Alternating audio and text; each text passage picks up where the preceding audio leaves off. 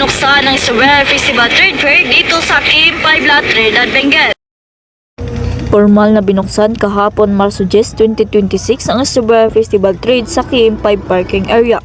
Ang pagbubukas ng trade fair ay sinimulan sa blessing, kasunod ang pagtanghal ni Selena at Elixir at ang ribbon cutting na pinangunahan ni La Trinidad Mayor Roderick Awingan, Vice Mayor Galier Galwan at iba pang membro ng La Trinidad Sangguniang Bayan.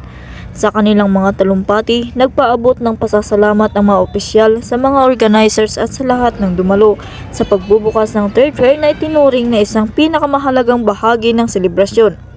Ayon kay Councilor Belmar Ellis, mahalagang bahagi ng isang buwang pagdiriwang ang Strawberry Festival, ang trade fair dahil dito nagmula ang mga malaking bahagi ng pondo para sa aktibidad at premyo. Without the trade fair, no strawberry festival will be happening. Ani ng konsehal. Dagdag pa niya, umabot na sa tinatayang 6 milyon ang nalikom na pundo na gagamitin para sa iba't ibang aktibidad at mga premyo sa festival.